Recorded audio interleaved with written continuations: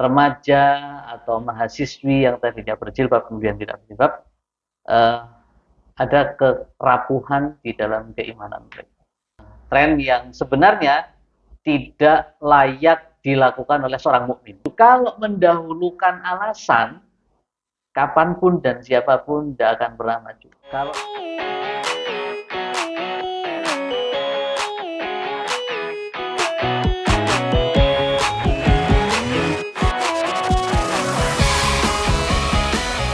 Assalamualaikum warahmatullahi wabarakatuh. Waalaikumsalam warahmatullahi wabarakatuh. Alhamdulillah kita bertemu kembali di podcast Manis Masjid Manarul Islam dengan tokoh yang sangat spesial pada hari ini yang akan menemani kita, yakni Al-Ustadz Nur Aji Septanto. Bagaimana kabarnya Ustadz? Walhamdulillah, ana bi khair. Gimana kabarnya Akhi Salman? Alhamdulillah sehat juga Ustadz. Ya. Nah, Ustadz Nur Aji ini sekretaris di Ketakmiran Masjid Manarul Islam sekaligus sekretaris PWM Persis Jawa Timur. Nah, pada kali ini kita akan sedikit berbincang-bincang mengenai permasalahan Gen Z atau anak-anak muda zaman sekarang yang ada pada media sosial, khususnya media sosial TikTok, yang mana tren tersebut biasa dinamai dengan tren terbawa arus. Rata-rata anak muda zaman sekarang ketika sebelum masuk dunia perkuliahan, ia berpakaian syar'i, memakai jilbab menutup dada, pakai pakaian gamis syar'i. Namun ketika sudah masuk dunia perkuliahan, justru mereka mulai berbalik arah, terbawa arus, mengikuti langkah-langkah syaitan. Contohnya yang awalnya jilbabnya besar, terus kemudian memakai jilbab yang hanya dilingkarkan ke lehernya. Ada juga sampai yang nggak pakai kerudung, nggak pakai jilbab. Nah, Ustadz, bagaimana pendapat Ustadz untuk fenomena yang terjadi pada pemuda zaman sekarang ini? Terima kasih Akhi Salman. Assalamualaikum warahmatullahi wabarakatuh. Waalaikumsalam. Saya juga menyapa pemirsa podcast Manarul Islam. Mudah-mudahan semuanya sehat-sehat ya. Termasuk juga kru yang sedang sibuk ya di balik layar atau di balik papan katanya tadi. Kalau membaca fenomena yang terjadi di kalangan muda, ya, saya lebih melihat ini ada fondasi yang rapuh. Kalau kita berkaca kepada akar dari kata iman, ya, iman itu bagian dari yang menjadi pokok ya, akar. Kalau ibarat di surah Ibrahim itu akar itu pohon yang bagus itu punya akar yang kuat ya. Nah, ketika akar itu tidak kuat, maka pohon itu akan jelek ya, daunnya berguguran, tidak memberikan manfaat yang terbaik. Nah, kalau saya melihat itu kita awal dari yang pokok ya, bahwa ada kemungkinan remaja atau mahasiswi yang tadinya berjilbab kemudian tidak berjilbab, ada kerapuhan di dalam keimanan mereka. Ya, itu sebagai awal lah. Mungkin nanti berkembang dengan diskusi yang antum bisa arahkan kemana ini jalan ceritanya. Nah, untuk mengenai hal seperti itu, bagaimana caranya untuk mencegah bagi kita, saya pribadi nih sebagai anak muda, agar tidak terjerumus pada perilaku yang seperti itu? Ya, kembali ke awal tadi bahwa memang Allah Subhanahu Wa Taala itu kan membuat satu perumpamaan, ya, perumpamaan yang luar biasa indahnya, dan itu akan diaplikasikan kemana aja. Jadi misalkan ini ya, anak muda laki-laki ya yang tadinya rajin ke masjid, begitu kuliah kena arus pemikiran, kemudian ini lalu ke bawah arus ya, larut dengan pergaulan, kemudian melihat fenomena yang di TikTok kayaknya keren dan seterusnya, terus mereka terbawa tren yang sebenarnya tidak layak dilakukan oleh seorang mukmin. Ya. Maka kembali ke awal tadi bahwa yang harus dilakukan adalah menanamkan akidah yang kuat. Kita kalau mengingat sabda Nabi SAW itu kan rukun iman ada 6, ya. Coba sekarang tanya anak-anak sekarang ya, anak yang SMP, SMA atau mungkin juga kuliah. Coba sebutin rukun iman. Simpel aja itu. Sebutin rukun iman urutannya. Ya, nggak usah pakai bahasa Arab deh, pakai bahasa Indonesia aja. Rukun iman itu ada 6 atau 7. Tanya aja jumlahnya dulu. Dia bisa jawab nggak tuh? Kalau 6 jangan-jangan spekulasi. Bener nih 6, serius nggak? Coba itu kita lakukan katakanlah survei kecil-kecilan ya. Kita kalau kemudian bisa berinteraksi dengan banyak anak-anak yang random lah ya. Mungkin dari anak yang pernah belajar di TPQ, ada anak yang nggak pernah belajar di TPQ, atau anak yang hanya sekolah, lalu les, bimbel, kemudian pulang ya, olahraganya ekstrakurikuler yang renang, kemudian apa segala macam. Tapi coba dia tanya soal menyebutkan saja rukun iman itu. Lah bagaimana menyebutkan saja tidak sanggup? Terus kira-kira paham tak? Gitu. Nyebutin aja nggak bisa. Nyebutin jumlahnya aja udah salah. Nah ini. Jadi caranya memang benar-benar nanamin akidah dulu lah kita ini. Baik. Ya. Dan juga kan Rasulullah bersabda kalau keimanan itu bakal naik sama turun. Misalkan untuk kita, misalkan di dunia perkuliahan kan pergaulannya mungkin banyaknya untung ada yang keburuk nih Ustaz. Nah itu gimana caranya kita untuk menambah keimanan kita Ustaz di dunia perkuliahan yang sekarang saya lihat itu pergaulannya cenderungnya mengarah ke yang buruk. Cenderung mengarah kepada yang buruk.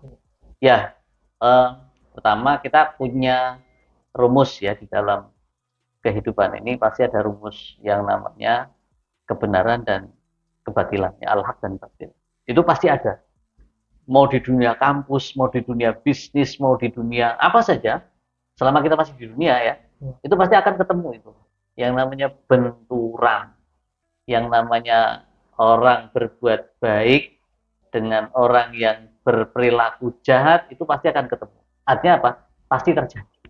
Kenapa? Setan masih dibiarkan sama Allah sampai hari kiamat kok.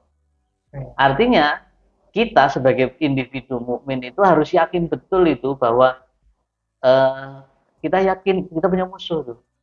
Musuh kita adalah syaitan. Ya, inna syaitan lakum aduwwum mubin. Syaitan musuh yang nyata. Nah, tinggal kita kemudian memproteksi diri. Lah bagaimana kemudian kita punya imunitas? Ya, kalau kemarin ada vaksinasi, ada imunisasi. Nah, kita itu iman kita diproteksi dengan apa? Apakah dengan asuransi? Kan tidak mungkin. Ya, asuransi jiwa kayak asuransi kematian, asuransi macam-macam itu, asuransi pendidikan. Nah, sekarang iman kita punya proteksi apa? Yang menjamin kita itu bisa yazid tadi kan? Ya yazid itu bitoah. Jadi kalau mau berbuat macam-macam itu mikir gitu, pasti ada dampak. Demikian juga kalau kemudian ada seruan untuk berbuat baik, nggak usah mikir, laksanakan, karena pasti itu juga dampaknya baik. Jadi kalau udah ada panggilan kebaikan, nggak usah banyak mikir. Saya minta tolong, ini ada seperti ini, bantuan untuk saudara-saudara kita ini. Saya bisa bantu, tapi ini pas lagi ada ini macam nggak bakalan maju. Kalau mendahulukan alasan, kapanpun dan siapapun tidak akan pernah maju. Kalau yang didahulukan adalah alasan, sambut aja dulu. Ya, soal nanti ke depannya ternyata kita benar-benar tidak sanggup menunaikan tugas itu, ya kemudian bicara dengan baik-baik. Saya kira kuncinya adalah ketaatan. Keywordnya sambut kebaikan itu dengan penuh ketaatan. Semangat. Sambut kebaikan dengan penuh ketaatan. Iya dong. Berarti untuk itu ketika kita mulai merasa futur nih Ustaz, kok malas ibadah, dengan adzan bawahnya pengen istirahat, pengen tidur. Itu jadi kita mager gitu ya. Mager. Ingatnya itu, ini belum tentu sholat kita yang seterusnya, atau mungkin kita udah mau qaid gitu ya. Iya. Berarti kita harus menanamkan dalam diri kita sendiri itu bahwa setiap kita ingin melakukan perbuatan baik, lakukan itu dengan sebaik mungkin. Karena mungkin itu perbuatan baik kita yang terakhir gitu ya. Iya, saya kira begitu. Jadi istilah mager itu ya, Ya, malas gerak gitu ya. Tapi kalau saya pikirnya bukan mager, bukan malas gerak tuh, makan burger kalau saya. makan burger. Iya dong. Biar konotasi mager itu kita buang deh, bukan malas gerak. Makan burger, semangat dong. Ya, Lu mau makan burger, semangat gitu. Ya. Jadi gini, tadi kan kata kuncinya adalah semangat, apa taat ya, menyebut ya. ketaatan itu. Kemudian kata kunci yang kedua, konsisten. Konsisten itu seperti apa ya? Digambarkan oleh Nabi itu, konsisten itu saya biasa menggambarkan gini. Antum pernah belajar silat nggak? Pernah. Pernah ya? Ya. Nah, belajar satu jurus 1000 kali itu akan mahir. Daripada belajar 1000 jurus tapi cuma sekali. Ya, Nah, itu konsisten begitu. Ya. belajar satu Ah, jurus ah. berkali-kali. Iya, butuh repetisi, ya, kontinuitas, ya. Anak kecil itu adalah peniru atau plagiat ulung. Tidak usah disuruh. Orang tuanya melakukan ketaatan, kebaikan terus-menerus. Yang kemudian itu hadir di tengah-tengah mereka. Mereka bakalan contoh. Walaupun tanpa berkata-kata. Tidak usah pidato, tidak usah ceramah. Ya, satu perbuatan itu akan mengalahkan 1000 kata. Satu perbuatan akan mengalahkan 1000 kata. Antum bilang ke anak-anak murid, hei murid-murid, kalian tidak boleh merokok. Merokok itu bisa merusak jantung, membahayakan janin dan membunuhmu. Ya, Ya. itu bendino disampaikan. Iya ngomong terus. Wah, ngomong terus ya sampai berbusa mulutnya. Nah, tiba-tiba antum merokok di depan mereka. Yang 1000 kali sampai mulut berbusa itu tidak ada faedah. Antum merokok Anda. Kalas. Ya, mafi kalam kalau gini. Ini nggak ada kalam. Langsung terpatahkan dengan Iya, tindakan. dengan sendirinya tidak akan berguna itu omongan kita. Ya. Nah, mungkin ini juga menjadi permasalahan bagi para orang tua ya, Ustaz. Khususnya yang anaknya tinggal di luar kota karena polanya mungkin di Oh, problem LDR ya, long distance relationship. antara anak dan orang tua. Iya. Untuk mengontrol supaya anak bisa tetap terawasi di mana orang tuanya di rumah, Ustaz, untuk mengawasinya itu seperti apa, Ustaz? Mungkin pesannya untuk orang tuanya. Satu, pasang chip itu di kepalanya. Iso dah. Gak bisa. Ya. Yang kedua, pasang CCTV di kos-kosannya yang bisa dipantau di remote dari omain deh. Mana? Papua misalkan ya, orang tuanya di Papua, kerja di Papua, anaknya kuliah di Malang tuh. Kayak remote. Kira-kira biayanya berapa? Terus bisa tadi ini dimasukkan. Jangan-jangan anaknya udah punya antivirus tuh. Pasang lagi. Ya. Jadi sebenarnya mustahil kalau kemudian orang tua menjangkau semua yang akan dilakukan oleh anak. Mustahil. Ya, jadi apa? Kita punya Allah. Kita punya sandaran yang paling kuat. Kenapa? Ya, itu ikatan batin kita yang menjadi amanah kita. Allah pilihkan itu ada pada diri kita, maka kita wajib menghubungkan diri kita dengan Allah supaya Allah melakukan penjagaan kepada anak kita. Ya, ya tadi berawal dari tanaman akidah yang benar gitu ya. Kemudian ketaatan, konsistensi itu dilakukan terus-menerus. Nah, sekarang berikutnya sebagai orang tua yang mustahil kemudian bisa memegang anaknya dari jarak jauh, mengendalikan anaknya dari jarak jauh, paling anak telepon, Bi, Abi, uangnya tinggal 50.000 di ATM, Bi, nggak bisa diambil, Bi. Hah? Gitu kan? Apa yang harus dilakukan oleh orang tua? Orang tua itu ya selain dia memberikan yang halal, yang thayyib kepada anak-anaknya, doa yang menghubungkan ke langit itu supaya Allah turun tangan libatkan semua urusan-urusan kehidupan ini dengan menghadirkan Allah di dalam perkara itu. Jadi contohnya beginilah realnya ya.